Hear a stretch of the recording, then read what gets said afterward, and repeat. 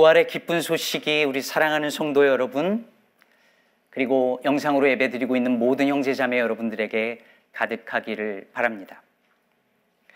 코로나19 사태가 발생하고 나서 온 교우들이 함께 모이지 못한 채 드리는 두 번째 부활절 예배입니다. 사실 부활절이라고 마냥 기뻐하기에는 우리 주변에 여전히 힘든 일들이 많이 들려옵니다. 팬데믹으로 직장과 가족을 잃은 채 1년 넘게 고통 가운데 있는 사람들이 있고, 미얀마 군부 세력에 저항하다가 죽임당하고 있는 사람들과 가족들이 있으며, 인종 혐오 범죄에 의해서 피해를 입은 아시아계 미국인들, 특히 노인들 이야기를 우린 듣습니다. 그리고 7년째 여전히 진상규명을 외치는 세월호 가족들도 있습니다. 부활절은 이 모든 일을 잠깐 잊어버리고 오늘 하루만은 즐거워하자라는 날이 아닙니다. 오히려 악이 기승을 부리고 우리를 집어삼키려 하지만 어둠은 결코 빛을 이기지 못하며 죽음은 끝내 생명을 이길 수 없다는 사실을 선언하고 또 전하는 날이 부활절이어야 할 것입니다. 첫 부활절 아침에 그 놀라운 소식을 전했던 바로 그 여자들처럼 말이죠. 오늘 본문에서 누가는 예수님의 첫 부활, 예수님의 부활을 전한 첫 증인들이 여자들이었다라고 말하고 있습니다. 안식 후 첫날 예수님이 시신에 향품을 바르려고 무덤을 찾아갔다가 무덤이 열린 것을 보았습니다. 그리고 두 천사로부터 예수님이 부활하신 소식을 건네 들었어요.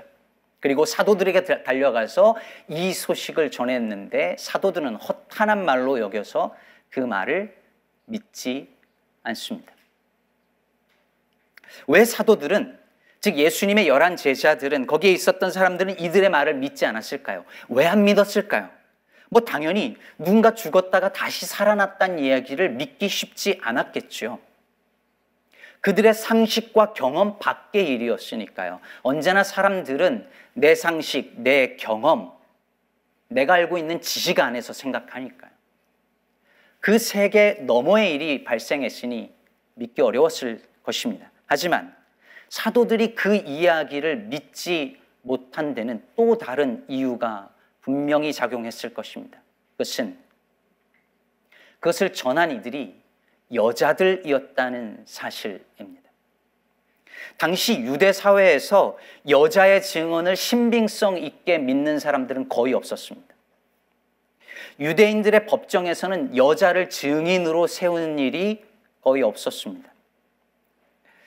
여성의 증언이 여자를 윗니스로 채택해야 되는 경우는 선택의 여지가 없을 때뿐이었다라고 말합니다.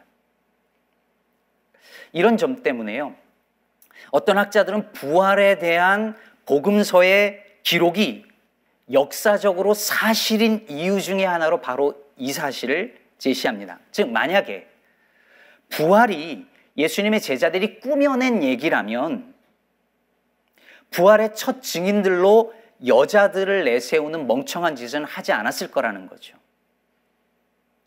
그래서 이 여자들이 부활을 전한 첫 증인이었다고 소개하는 것 자체가 부활에 대한 복음서의 증언이 사실이었다라는 반증인 것이죠.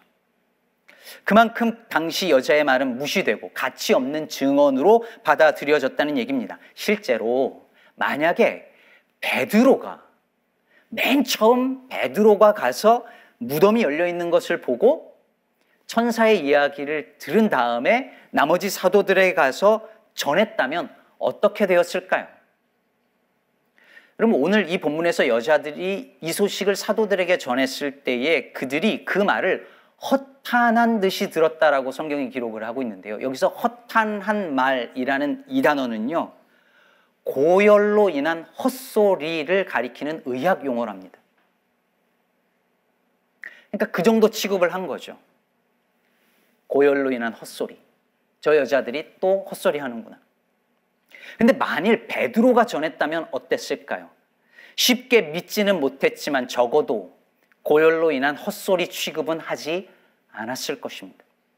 그러면 왜 주님은 이 여자들을 부활의 첫 증인으로 세우셨을까요? 왜 좀 더 사람들이 인정해주고 신뢰할 만한 사람, 좀 더 똑똑하고 이성적이고 사회적인 지위도 좀 있는 그런 사람들을 증인으로 내세우면 훨씬 더 효과적으로 증인의 역할을 감당할 수 있고 그래도 사람들이 조금 더 믿을 수 있었을 텐데 왜 배우지 못하고 증인으로서의 신빙성을 제대로 갖추지 못한 이 여자들을 증인으로 세우셨을까요? 적어도 예수님으로부터 늘 배우던 그 11 제자들이 부활의 증인으로, 첫 증인으로 낫지 않았을까요? 이 질문을 가지고 앞에 본문들을 다시 읽어보니 하나 눈에 띄는 것이 있더라고요. 그게 뭐냐면 예수님이 붙잡히신 다음부터 예수님이 죽기까지 그 사이에 그 어간에 제자들이 보이지 않는다는 것입니다. 베드로가 멀찍이 따라오다가 결국은 예수님을 3번 부인하는 그 장면을 빼고 나면 제자들은 예수님의 고난의 현장에 전혀 보이지 않습니다. 그런데 이 여자들은 달랐습니다. 여러분, 사복음서가 다 그 고난의 현장에, 그 십자가의 현장에 여자들이 있었다라고 말하고 있습니다. 누가도 이것을 기록해요. 오늘 본문 23장 27절에 보면 예수님이 십자가를 지고 가실 때에 이렇게 말을 합니다.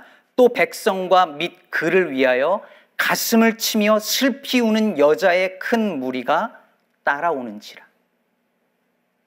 그리고 23장 49절을 보면 십자가에서 죽으실 때에 예수를 아는 자들과 갈릴리로부터 따라온 여자들도 다 멀리 서서 이 일을 보니라 라고 말하고요. 그뿐이 아닙니다. 55절과 56절을 보면 아리마대 사람 요셉이 예수님의 시신을 받아서 무덤에 넣을 때 갈릴리에서 예수와 함께 온 여자들이 뒤를 따라 그 무덤과 그의 시체를 어떻게 두었는지를 보고 돌아가 향품과 향유를 준비하더라 라고 말하고 있습니다. 하지만 이 고난의 현장에, 이 십자가에 예수님이 못 박히시는 현장에 다른 제자들이 보이지 않습니다. 그렇다면 여러분, 우리는 왜 이 여자들이 예수님의 부활의 첫 증인이 되었는지 알 수 있습니다. 그들이 고난의 현장에 있었기 때문입니다. 예수님이 십자가 지시는 그 길에 그들이 동행했기 때문입니다. 그 수치와 그 조롱과 그 고통의 현장에 도망가지 않고 거기 있었기 때문이었습니다. 찬송가 147장 1절은 이렇게 노래합니다. 거기 너 있었는가? 그때에 그 십자가에, 주님 그 십자가에 달릴 때. 4절도 이렇게 노래합니다. 거기 너 있었는가? 그때에 주님 그 무덤 속에 누일 때. 그리고 이 찬송가 5절은 이렇게 노래합니다. 거기 너 있었는가? 그때에 주님 그 무덤에서 나올 때.